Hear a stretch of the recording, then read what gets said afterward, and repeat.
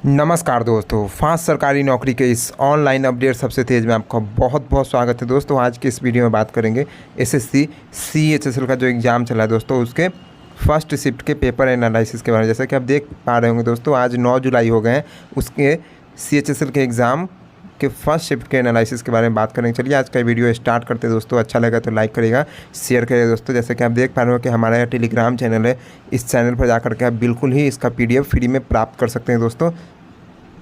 चलिए अपना PDF को ऑन कर लेते हैं दोस्तों। देख पा रहे हैं कि हमारा PDF ऑन हो गया दोस्तों, और हमें जो कुछ क्वेश्चन मिले हैं उसमें सबसे पहला क्वेश्चन था पद्मश्री जो है MS धोनी को कब मिला था दोस्तों। ये क्वेश्चन पूछा गया था। मॉडर्न डांस के जो फादर है वो कौन है, ये क्वेश्चन पूछा हुआ था। पेट्रोल बेंजीन का जो है रिफ्रैक्टिव इंडेक्स पूछा हुआ था दोस्तों। जुडिशियल रिव्यू जो है किस कंट्री से लिया गया, इसका हिंदी होता है न्यायिक समीक्षा होता है, न्यायिक पूर्वावलोकन भी कह सकते हैं दोस्तों। अगला क्वेश्चन इसमें था कि 2001 से लेकर के 2011 तक जो है कितना जनसंख्या इंडिया का बढ़ा, ये क्वेश्चन पूछा गया था। लिंगानुपात पूछा गया था, सेक्स रेशियो 2011 का पूछा गया था दोस्तों। अगला क्वेश्चन आप इसमें और भी देख पाएंगे कि फुटबॉल से कुछ क्वेश्चन था, उसके बाद पल्लव डायनेस्टी से, उसके बाद गांधी जी सत्याग्रह किए थे 1919 का, किसके खिलाफ, ऐसा कुछ क्वेश्चन पूछा गया था दोस्तों। चलिए आज का ये वीडियो शुरू किया जाए। सबसे पहला क्वेश्चन देख पा रहे हैं कि रिफ्रैक्टिव इंडेक्स पूछा गया था बेंजीन का, बेंजीन पेट्रोल का। बता दें कि बेंजीन का जो रिफ्रैक्टिव इंडेक्स होता है 1.5 होता है दोस्तों। बेंजीन का रिफ्रैक्टिव इंडेक्स जो होता है 1.5 होता है। पेट्रोल का जो होता है 1.44 अप्रॉक्स में होता है दोस्तों, 1.4 अप्रॉक्स में होता है दोस्तों। चलिए और भी कुछ मटेरियल है, मीडियम है, उनके रिफ्रैक्टिव इंडेक्स को देखते हैं। जैसा कि आप देख पा रहे हैं कि एयर का जो होता है रिफ्रैक्टिव इंडेक्स लगभग 1.003, इसको 1 माना जाता है दोस्तों। और आइसक्रीम का जो है 1.31 माना जाता है। वाटर का 1.33 है दोस्तों, वाटर का 1.33 है दोस्तों। कोई भी क्वेश्चन पूछा, जैसे अभी बेंजीन और पेट्रोल का पूछा, उसी प्रकार से कोई भी क्वेश्चन पूछा जा सकता है। अल्कोहल का देख पाएंगे दोस्तों 1.36 है, अल्कोहल का 1.36 है दोस्तों। केरोसिन का देख पाएंगे कि 1.44 है। उसके बाद फ्यूज क्वार्टर का देखेंगे दोस्तों, उसका 1.46 है। टर्पिन आयल का देख पाएंगे, जिसको कि टर्पेंटीन भी कहा जाता है दोस्तों। टर्पिन आयल को जो है टर्पेंटीन भी कहा जाता है, 1.47 होता है इसका। बेंजीन का देख पाएंगे कि 1.5 होता है। बेंजीन ही पूछा हुआ था दोस्तों, बेंजीन पूछा हुआ था, 1.5 होता है। अगला देख पाएंगे कि क्राउन ग्लासेस का पूछा गया था, तो इसका होगा क्राउन ग्लासेस का होता है 1.5 होता है। क्राउन ग्लासेस का 1.5 होता है। देख पाएंगे अगला कि डायमंड का जो होता है, डायमंड का आप देख पाएंगे सबसे ज़्यादा होता है यहाँ पर। डायमंड का सबसे ज़्यादा 2.4 होता है, 2.4 यानी सबसे ज़्यादा होता है रिफ्रैक्टिव इंडेक्स डायमंड का होता है दोस्तों। इसमें देख पाइएगा कि कनाडा ब्लैशम का जो होता है 1.5 होता है। कनाडा ब्लैशम का 1.5 है। रॉक साल्ट का देख पाएंगे कि 1.5 ही है, 54 है। कार्बन डाइसल्फाइड का जो है 1.6 है। और डेंस फ्लिंट क्लास का जो है 1.65 है दोस्तों। रवि का जो है 1.71 है। और सेफायर का जो है 1.77 है। और डायमंड का सबसे ज़्यादा 2.4 है दोस्तों। इस प्रकार से आप देख पाएंगे कि टोटल ही हम लोग कर लिए रिफ्रैक्टिव इंडेक्स के बारे में। और भी नीचे देख पाएंगे कि इतने सारे हम करवा दिए हैं मटेरियल्स और उसके रिफ्रैक्टिव इंडेक्स दोस्तों। तो इसको आप देख लीजिएगा एक बार, कोई भी एग्ज़ाम में क्वेश्चन पूछा जा सकता है। इसको एक जगह कर दिया गया है। अगला क्वेश्चन पूछा गया कि 2011 के जनगणना के अनुसार भारत का लिंगानुपात बताना था दोस्तों। भारत का लिंगानुपात जो था 943 था। प्रत्येक 1000 पुरुष पर 943 महिलाएं थी दोस्तों। चलिए इसके बारे में देखिए बात करते हैं। जैसा कि देख पा रहे हो कि लिंगानुपात जो है दोस्तों 2011 की जनगणना में यह पता चला था कि भारत में जनसंख्या अनुपात जो है 2011 में प्रति 1000 पुरुष पर जो है 943 महिलाएं हैं दोस्तों। यानी 2011 के जनगणना के हिसाब से देखा गया दोस्तों कि 1000 पुरुष पर 943 महिलाएं थी दोस्तों। इसमें लिंगानुपात जो होते हैं दोस्तों वो 1000 पुरुष पर कितने महिला की संख्या दोस्तों, 1000 पुरुषों पर कितने महिलाओं की संख्या है, इसको पता लगाने के लिए लिंगानुपात किया जाता है दोस्तों। लिंगानुपात जो होते हैं 1000 पुरुष पर कितनी महिलाएं की संख्या है, इनको इसके अनुपात को पता लगाने के लिए लिंगानुपात का पता लगाया जाता है दोस्तों। 2001 का बात किया जाए, उस समय जो लिंगानुपात थे दोस्तों 933 महिलाओं पर 1000 पुरुष थे दोस्तों। 1000 पुरुष थे और 933 महिलाएं थी। दोनों का जो अनुपात था दोस्तों, दोनों का अनुपात 1000 पुरुषों पर 933 महिलाएं थी दोस्तों। 2011 में जो है 943 हो गया। इस प्रकार से दोस्तों महिलाओं की संख्या इसमें 2011 में बढ़ी है दोस्तों। चलिए और भी कुछ स्टेट का देख लेते हैं लिंगानुपात। जैसा कि सबसे ज़्यादा जो है आप देख पाएंगे केरल का सबसे ज़्यादा लिंगानुपात है, यानी 1000 जो महिलाएं पुरुष हैं, 1000 पुरुष पर 1084 महिलाएं हैं दोस्तों। 1000 पुरुष पर केरल में 1084 महिलाएं हैं दोस्तों। उसी प्रकार से आप देख पाएंगे पुडुचेरी जो है दोस्तों केंद्र शासित प्रदेश में सबसे ज़्यादा लिंगानुपात अगर बात किया है तो पुडुचेरी का है। इसका जो है 1037 है, प्रति 1000 पुरुष पर जो है 1000 पुरुष पर जो है 1037 महिलाएं हैं, 1037 महिलाएं। अगला बात किया है कि तमिलनाडु में भी देखा जाए तो 996, यानी लगभग बराबर ही समझ पाएंगे इसको कि 1000 पुरुष पर जो है 996 जो है महिलाएं हैं दोस्तों। आंध्र प्रदेश में भी 1000 पुरुष पर जो है 993 महिलाएं हैं। उसी प्रकार से देख पाएंगे कि छत्तीसगढ़ में 1000 पुरुष पर जो है 991 महिलाएं हैं दोस्तों।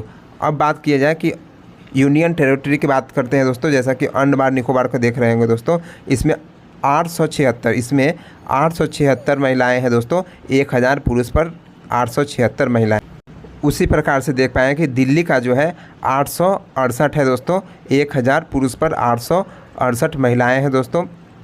चंडीगढ़ का देख पाएंगे तो 818 1000 पुरुषों पर 818 महिलाएं हैं दोस्तों। दादरा नगर हवेली का देख पाएंगे तो इसमें 774 प्रत्येक 1000 पुरुषों पर 774 महिलाएं दादरा नगर हवेली का दोस्तों। और दमन एंड दीव का बात किया है तो 618 दमन एंड दीव का। इस प्रकार से बात किया दमन एंड दीव का जो है सबसे कम है लिंगानुपात दोस्तों। यूटी का बात किया है तो, और सबसे ज़्यादा पुडुचेरी का देख पाए होंगे तो 1037 है दोस्तों, 1037 है। 1000 पुरुषों पर 1037 महिलाएं हैं पुडुचेरी।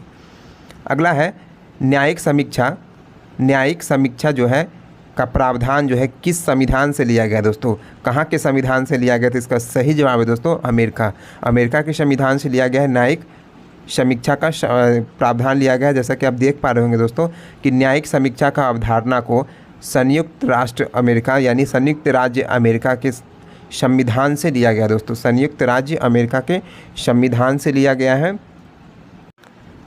अगला पॉइंट देख पा रहे हैं कि भारतीय संविधान में जो है सर्वोच्च न्यायालय के संबंध में न्यायिक समीक्षा की शक्ति जो है दोस्तों अनुच्छेद 32 और अनुच्छेद 136 अनुच्छेद 136 में निहित है दोस्तों। और हाई कोर्ट के बात करें न्यायिक समीक्षा का तो वो जो है 226 और 227 में निहित है दोस्तों। 226 बात किया तो रिट जारी करने की न्यायालय हाई कोर्ट की शक्ति होती है दोस्तों। अनुच्छेद 32 जो है रिट जारी करने की सुप्रीम कोर्ट की शक्तियाँ इसमें निहित है दोस्तों। अगला देख पाएंगे कि न्यायिक समीक्षा के अनुसार अदालत को जो है अदालत के पास जो नियमों और कानूनों की समीक्षा करने, अपनी संवैधानिक वैधता निर्धारित करने और संविधान का उल्लंघन करने की स्थिति में उन्हें अमान्य करने की शक्ति है दोस्तों। अमान्य करने की शक्ति है दोस्तों। आगे देख पाएंगे कि हमारे संविधान में, हमारे भारतीय संविधान में जो है कौन कौन सा स्रोत जो है कहाँ से लिया गया, इसको देखिए।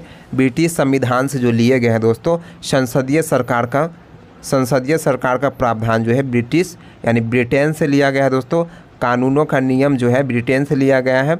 विधायी प्रक्रिया, एकल नागरिकता, कैबिनेट प्रणाली, विशेषाधिकार लेखन, संसद विशेषाधिकार और द्विसदनीयता दोस्तों।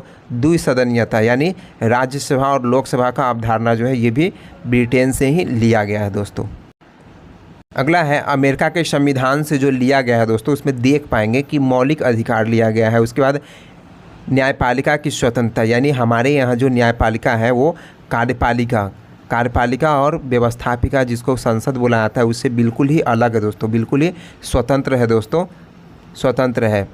यानी व्यवस्थापिका जो है नियम बनाएगा, कार्यपालिका उस नियम को साइन करके लागू करेगा। लेकिन ये नियम सही है कि गलत है इसको न्यायालय जो है निर्धारित करेगा दोस्तों। न्यायालय जो है निर्धारित करेगा कि यह नियम जो बनाया है व्यवस्थापिका और इन्होंने जो अप्रूव किया है कार्यपालिका वो सही है कि गलत, इसका निर्धारण जो है न्यायपालिका करेगा दोस्तों। इसलिए हमारे यहाँ जो न्यायपालिका है वो स्वतंत्र है और इसकी ये जो अवधारणा है यह अमेरिका के संविधान से लिया गया दोस्तों। आगे बात करें कि न्यायिक समीक्षा भी देख पाए होंगे कि जुडिशियल रिव्यू जो होते हैं, अभी ऊपर क्वेश्चन इसी में से दिया हुआ था, राष्ट्रपति का जो है महाभियोग, राष्ट्रपति पर जो महाभियोग लगते हैं उसका प्रावधान भी अमेरिका से लिया गया दोस्तों। अगला है सुप्रीम कोर्ट की और उच्च न्यायालय के न्यायाधीशों का हटाने और उपराष्ट्रपति का पद को हटाने की अवधारणा प्रावधान जो है अमेरिका के संविधान से लिया गया दोस्तों। अगला देख पाएंगे कि आयरिश संविधान यानी आयरलैंड के संविधान से जो लिया गया है दोस्तों,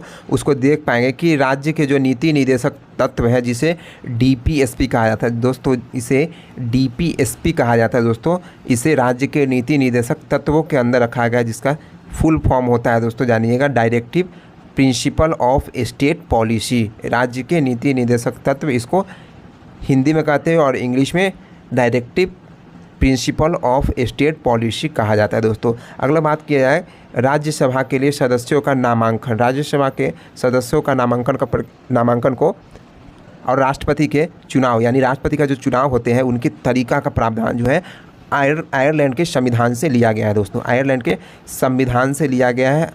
अगला देख पाएंगे आप कि कनाडाई संविधान से जो लिया गया है, यानी कनाडा के संविधान से जो लिया गया है दोस्तों, उसमें एक मजबूत केंद्र के साथ जो है संघ की व्यवस्था जो है कनाडा के संविधान से लिया गया दोस्तों। अगला उसमें था केंद्र में अवशिष्ट शक्तियों का निहितता दोस्तों, केंद्र में अवशिष्ट शक्तियों का निहितता कनाडा के संविधान से लिया गया दोस्तों। अगला बात किया जाए कि केंद्र द्वारा राज्य के राज्यपालों की नियुक्ति और सर्वोच्च सलाहकारों क्षेत्राधिकार का प्रावधान भी कनाडा से लिया गया दोस्तों।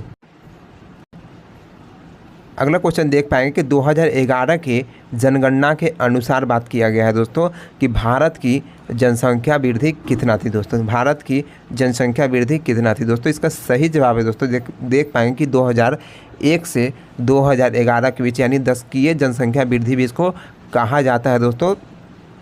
तो ये जो थी 17.7 माना जाता है दोस्तों, 17.7। इसे हम लोग एक्यूरेट में देखा जाए तो 17.64% इसको कहा जा सकता है दोस्तों।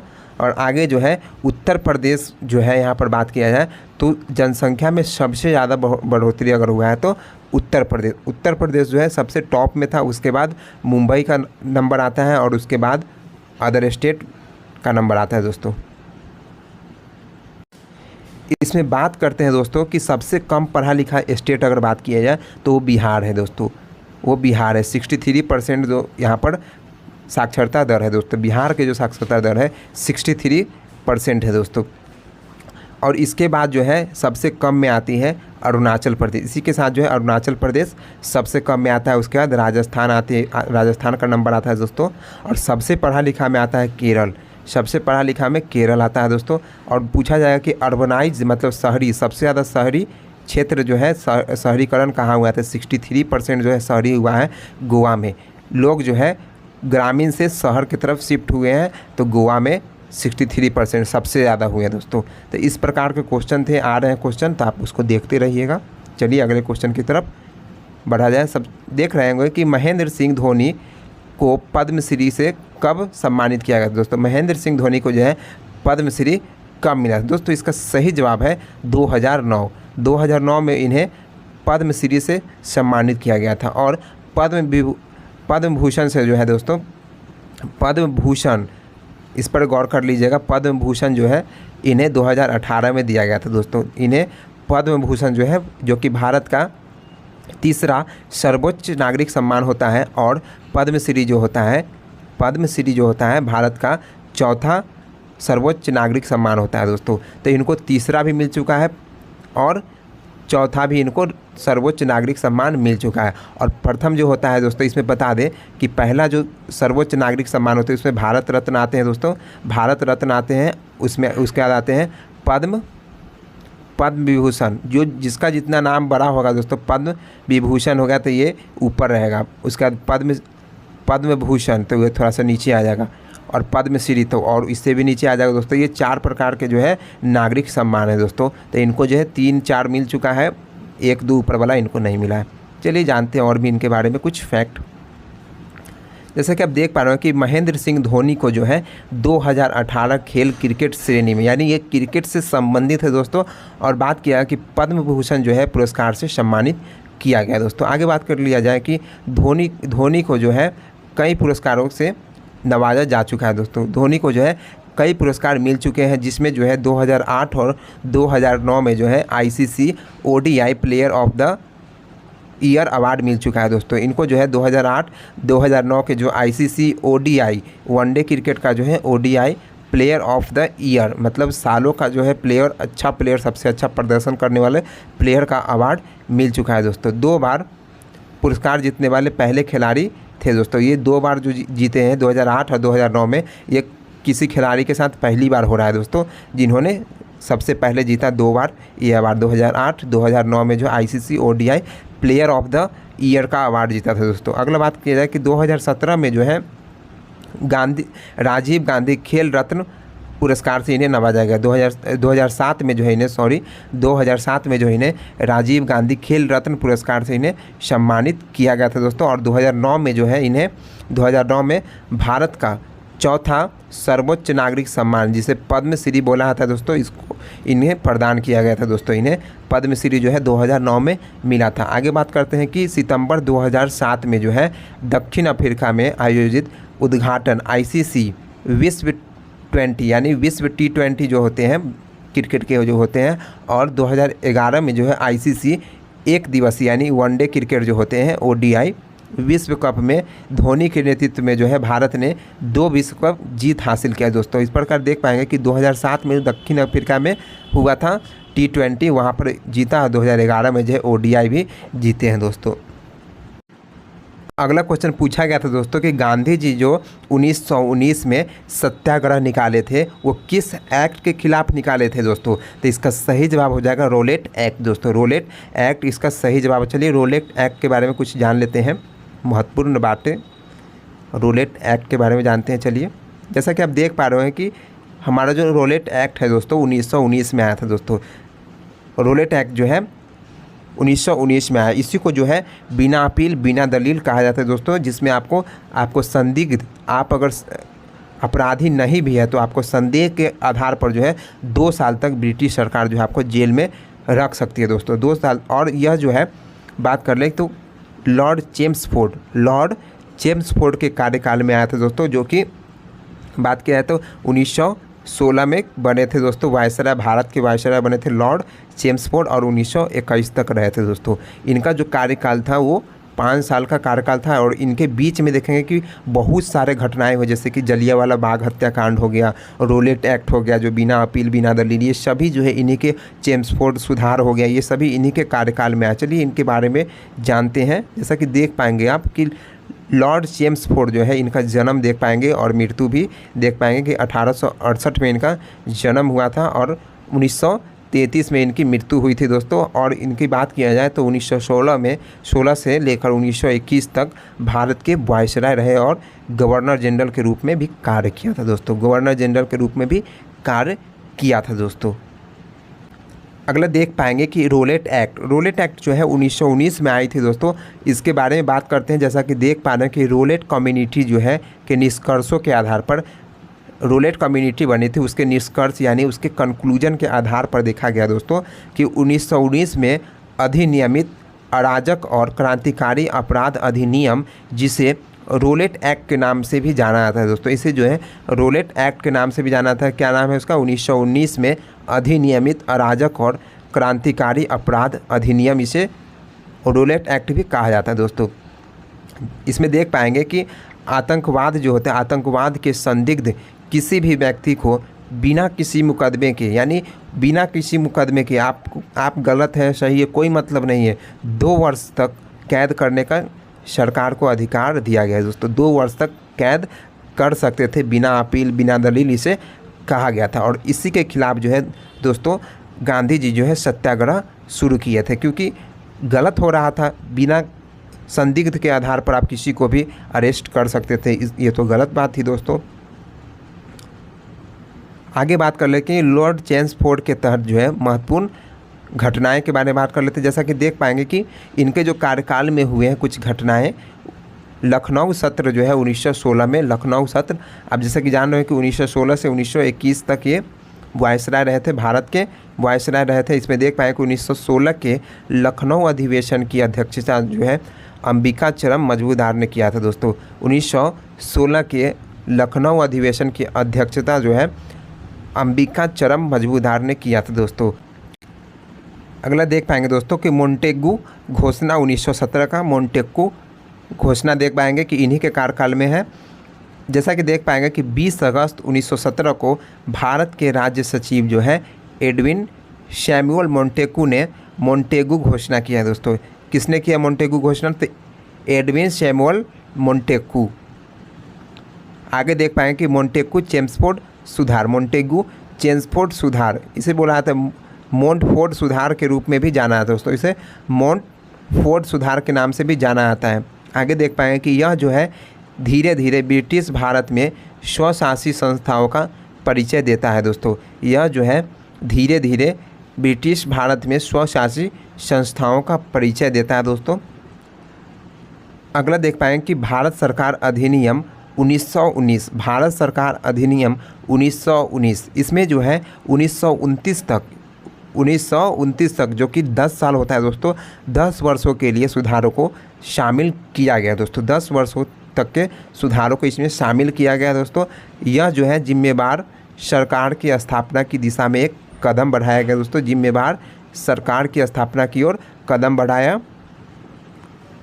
अगला इसमें केंद्र में दो सदन विधानसभा और राज्य परिषद के साथ एक द्विसदनीय विधायिका की स्थापना किया गया दोस्तों। इसके तहत जो है द्विसदनीय विधायिका की स्थापना हुआ, एक विधानसभा और एक विधान परिषद, एक राज्य परिषद। अगला देख पाएंगे कि इस अधिनियम में लोक सेवा आयोग की स्थापना का भी प्रावधान के, लोक सेवा आयोग यानी यूपीएससी का प्रावधान इसी अधिनियम के तहत किया गया। इसको आप एकदम नोट कर लीजिए दोस्तों। यूपीएससी का प्रावधान 315 आर्टिकल 315 से 323 यूपीएससी का उल्लेख है दोस्तों। अगला देख पाएंगे कि जलियांवाला बाग हत्याकांड जो है इन्हीं के कार्यकाल में हुआ था, चेम्सफोर्ड के कार्यकाल में हुआ था दोस्तों। चेम्सफोर्ड के कार्यकाल में जलियांवाला बाग त्रासदी हुआ था दोस्तों, 1919 में हुआ था। 13 अप्रैल 1919 को जो है दोस्तों बैसाखी के दिन अमृतसर के जलियांवाला बाग में 5000 से अधिक एकत्र हुए दोस्तों। लोग जो है इसमें 5000 से अधिक लोग यहाँ एकत्र हुए जलियांवाला बाग में दोस्तों। आगे बात करता हूँ दोस्तों कि नेता जो है डॉक्टर सैफुद्दीन किचलू और डॉक्टर सत्यपाल की गिरफ्तारी के विरोध में जो है शांतिपूर्ण भीड़ पर जो है अंधाधुंध फायरिंग किया गया दोस्तों, अंधाधुंध फायरिंग किया गया था दोस्तों। यही थी जलियांवाला बाग त्रासदी दोस्तों। आगे बात करते हैं कि प्रस्तावना के अनुसार जो है भारत जो है किस प्रकार का देश है दोस्तों। भारत जो है किस प्रकार का देश है, तो चलिए इसके बारे में जानते हैं। जैसा कि आप देख पा रहे हैं कि हमारा भारत जो है हमारी प्रस्तावना में लिखा हुआ है दोस्तों, संप्रभुता संपन्न समाजवादी पंथ निरपेक्ष लोकतंत्रात्मक गणराज्य। तो हमारा भारत जो देश है दोस्तों वो पंथ निरपेक्ष देश है, जिसको इंग्लिश में सेकुलर कहा जाता है, लोकतांत्रिक देश है, और गणराज्य है दोस्तों, समाजवादी है और संप्रभुता संपन्न है दोस्तों। संप्रभु और संपन्न है हमारा भारत देश प्रस्तावना के अनुसार दोस्तों। अगला क्वेश्चन देख पाएंगे दोस्तों कि भारत में आधुनिक नृत्य के पिता के रूप में किसे जाना जाता है। भारत में आधुनिक नृत्य के पिता के रूप में किसे जाना जाता है दोस्तों। इसका सही जवाब है उदय शंकर। इसका सही जवाब है दोस्तों उदय शंकर, इसका सही जवाब है। इन्हें जो है आधुनिक नृत्य के पिता के रूप में जाना जाता है दोस्तों। आप जैसा कि देख पा रहे हैं दोस्तों आधुनिक भारतीय नृत्य के पिता उदय शंकर है दोस्तों। आधुनिक भारतीय नृत्य के पिता कौन है? उदय शंकर है दोस्तों। भारत में आधुनिक नृत्य के संस्थापक होने का सम्मान जो है पाने वाला इस व्यक्ति की मूल रूप से जो है नृत्य में किसी प्रकार की पार्श्व भूमि नहीं थी दोस्तों। पार्श्व भूमि नहीं थी दोस्तों। उदय शंकर जो है 1900 से 1977 संगीतकार रविशंकर के बड़े भाई है दोस्तों। संगीतकार जो है रविशंकर के ये बड़े भाई उदय शंकर है दोस्तों। राजस्थानी परिवार से थे दोस्तों ये जो है उदय शंकर, ये राजस्थानी परिवार से तो जिसके मूल वंशज जो है बांग्लादेश से है दोस्तों। इसके जो मूल वंशज, इनके जो वंशज की उत्पत्ति हुआ दोस्तों ये बांग्लादेश से हुआ है दोस्तों, जिनका नाम है उदय शंकर और इनके बड़े भाई हैं रवि शंकर, जो कि एक संगीतकार है, आप देख पाएंगे। और आधुनिक भारत के नृत्य के पिता भी उदय शंकर को बोला जाता है। उदय मतलब उदय समझ पाएंगे, उदय मतलब सूर्य उदय, ऐसे तो इसीलिए भारतीय जो है नृत्य के पिता, आधुनिक भारतीय नृत्य के पिता कहा जाता है उदय शंकर को दोस्तों। अगला पूछा गया था कि 2023 का जो है गणतंत्र दिवस पर मुख्य अतिथि कौन थे दोस्तों। गणतंत्र दिवस पर मुख्य अतिथि कौन थे दोस्तों? इसका सही जवाब होना चाहिए मिस्र के जो राष्ट्रपति थे दोस्तों अब्दुल फतह शीशी। अब्दुल फतह शीशी जो थे 26 जनवरी 2023 को जो है गणतंत्र दिवस के समारोह में शामिल हुए थे मुख्य अतिथि के तौर पर। और बात किया जाए कि अगर 2024 का बात किया है दोस्तों, 2024 का बात किया तो फ्रांस के राष्ट्रपति जो है शामिल हुए थे दोस्तों। फ्रांस के राष्ट्रपति शामिल हुए थे जिनका नाम है इमैनुअल मैक्रो, जिनका नाम है इमैनुअल मैक्रो। अगला बात किया है दोस्तों, जैसा कि देख पा रहे हो कि इंडियन ऑयल जो मिल है किस मंत्रालय के अंतर्गत आता है। इंडियन ऑयल जो है किस मंत्रालय के अंतर्गत आता है दोस्तों? इसका सही जवाब होगा कि भारत सरकार के जो है पेट्रोलियम और प्राकृतिक गैस मंत्रालय के अंतर्गत आते हैं दोस्तों। भारत सरकार के जो है पेट्रोलियम और प्राकृतिक गैस मंत्रालय के अंतर्गत आते हैं दोस्तों। आप देख पाएंगे कि इसमें अगला क्वेश्चन भी है इसमें कि इंडियन फुटबॉल एसोसिएशन का फाउंडेशन कब हुआ था। इंडियन फुटबॉल एसोसिएशन का फाउंडेशन 1893 में हुआ था दोस्तों।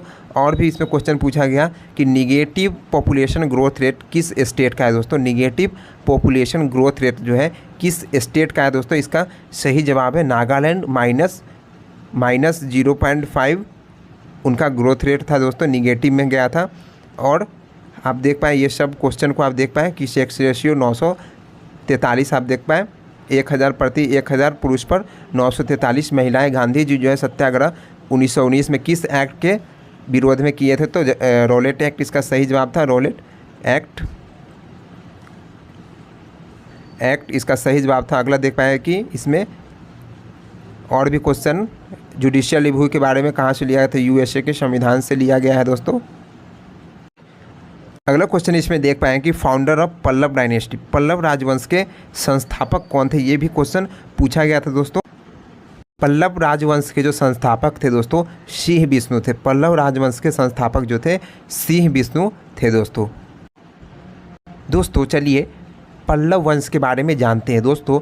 पल्लव वंश को जैसा कि देख पा रहे होंगे दोस्तों कि कालाभड़ा ने तमिल देश में, कालाभड़ा जो है तमिल देश में जो है संगम युग के बाद जो है 250 वर्षों के लिए शासन किया दोस्तों। संगम युग के बाद जो है 250 वर्षों के लिए शासन किया। अगला देख पाएंगे कि पल्लव वंश जो है टोडी मंडलम में स्थित था। पल्लव वंश जो है टोडी मंडलम में स्थित था दोस्तों। और इसकी राजधानी जो है कांचीपुरम में थी दोस्तों। इसकी राजधानी कांचीपुरम में थी। आगे बात किया है कि पल्लव का जो है स्रोत विवादित था दोस्तों। पल्लव का जो स्रोत था वो विवादित है, इसके बारे में पता सही नहीं पता चलता है दोस्तों। आगे बात करते हैं, जबकि कई जो है उन्हें मूल निवासी मानते हैं दोस्तों। उनके जो है मूल निवासी पर बहुत ही विवाद है। आगे बात करते हैं कि उन्होंने संस्कृत और प्राकृत में पहले के शिलालेख जारी किए दोस्तों। पहले के शिलालेख जो थे पहले के संस्कृत और प्राकृत भाषा में जारी किए दोस्तों। ब्राह्मणवाद को संरक्षण दिया दोस्तों। ब्राह्मणवाद को यानी ब्राह्मणों को संरक्षण दिया, ब्राह्मणों को बढ़ाया, आगे बढ़ाया। आगे बात किया है कि समुद्रगुप्त ने अपने दक्षिणी अभियान में विष्णुगुप्त को हराया दोस्तों। समुद्रगुप्त ने अपने दक्षिणी अभियान जब चलाया था उस समय विष्णुगुप्त को हराया था दोस्तों। बात किया जाए अगर सिंह विष्णु की, तो इनकी जो कार्यकाल थी दोस्तों 575 ईस्वी से 590 ईस्वी तक इनकी कार्यकाल थी दोस्तों। और बात किया इनके बाद जो है महेंद्र वर्मन प्रथम बने थे राजा महेंद्र वर्मन प्रथम राजा बने थे दोस्तों, जो कि 600 ईस्वी से लेकर के 630 ईस्वी तक रहे दोस्तों। 600 से लेकर के 630 ईस्वी तक रहे थे।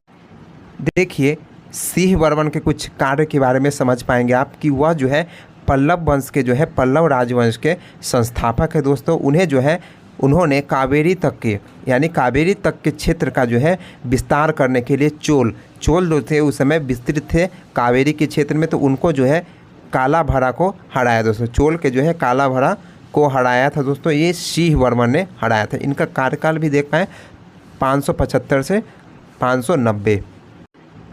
अगला देख पाएंगे दोस्तों कि महेंद्र वर्मन का जो कार्यकाल था 600 से 630 था दोस्तों। इसमें देख पाएंगे कि चालुक्य पल्लव के बीच संघर्ष उनके समय हुआ दोस्तों। किनके समय? तो महेंद्र वर्मन प्रथम के समय हुआ दोस्तों। वह जो है ब्रह्मा विष्णु शिव, जिसे ब्रह्मा विष्णु महेश भी कहते हैं दोस्तों, के लिए गुफा मंदिर का निर्माण कराया दोस्तों। इनके लिए जो है गुफा मंदिर का निर्माण कराया। ब्रह्मा विष्णु महेश के लिए गुफा मंदिर का निर्माण महेंद्र वर्मन प्रथम ने कराया दोस्तों, जिनकी कार्यकाल 600 से 630। महेंद्र वर्मन प्रथम जो है ये एक जैन अनुयायी है दोस्तों। जैन फॉलोअर्स है, अनुयायी को इंग्लिश में फॉलोअर्स बुलाया जाता है। फिर भी इन्होंने आप बात करें तो तिरुनुबुक्कारा शार में जो है शैव संत के प्रभाव में आकर के शैव धर्म को अपना लिया था दोस्तों। इन्होंने शैव धर्म को अपनाया था दोस्तों। नरसिंह वर्मन के बाद जो है आप देख पाएंगे कि महेंद्र वर्मन के बाद आप देख पाएंगे दोस्तों कि नरसिंह वर्मन द्वितीय बने थे, राजा बने, जिन्हें जो है राजसिम्हा के नाम से भी जाना जाता है दोस्तों। इनका जो कार्यकाल आप देख पाएंगे 695 से 722 इनका कार्यकाल रहा दोस्तों। इनके जो नरसिंह वर्मन द्वितीय के द्वारा जो कार्य किया गया है उसमें देख पाएंगे कि कंचीपुरम का जो है दोस्तों कैलाशनाथ मंदिर और मामलापुरम में जो है वहाँ पर कराया शोर मंदिर का निर्माण कराया दोस्तों। अगला देख पाएंगे दोस्तों कि इंडियन जो है इन्हीं का दरबारी कवि था। इंडियन जो है इन्हीं का दरबारी कवि से भी क्वेश्चन पूछेगा, तो इंडियन जो है इन्हीं का दरबारी कवि था दोस्तों। उन्होंने चीन में दूतावास भेजा दोस्तों। उन्होंने चीन में दूतावास भेजा दोस्तों। अगला समय जो है समुद्री व्यापार जो है फला फूला। इन्हीं के समय समुद्री व्यापार फला फूला दोस्तों। क्वेश्चन पूछा गया था कि शतरंज में प्यादे की संख्या कितनी होती है दोस्तों? इसका सही जवाब होता है 8। शतरंज में जो है प्यादे की संख्या 8 होती है दोस्तों।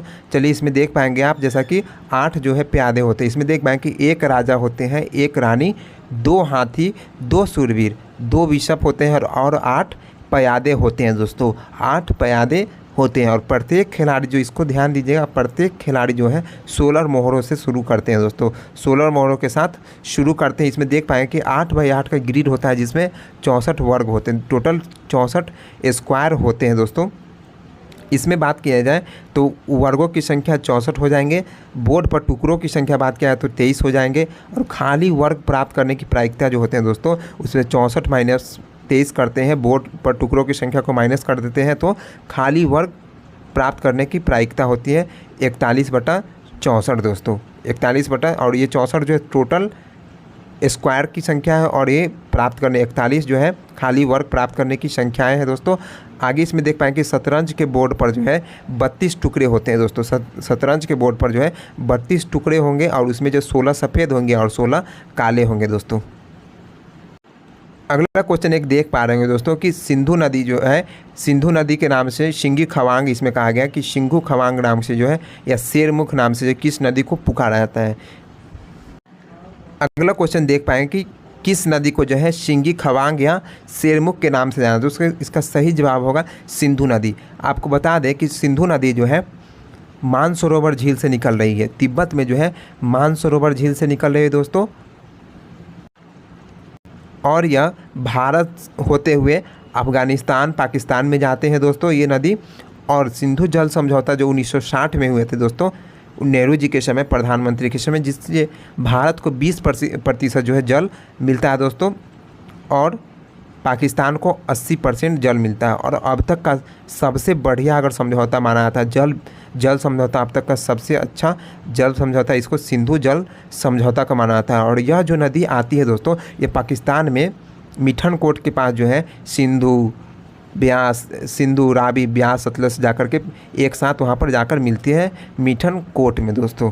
तो ये थी आज की डिस्कशन दोस्तों। आज का यह डिस्कशन अगर थोड़ा भी अच्छा लगा हो दोस्तों तो बिल्कुल लाइक बिना करे नहीं जाइएगा दोस्तों, क्योंकि बहुत ही मेहनत से वीडियो बनाना पड़ता है दोस्तों, इस बात को आप समझ सकते हैं। तो चलिए मिलते हैं अगले वीडियो में। जय हिंद।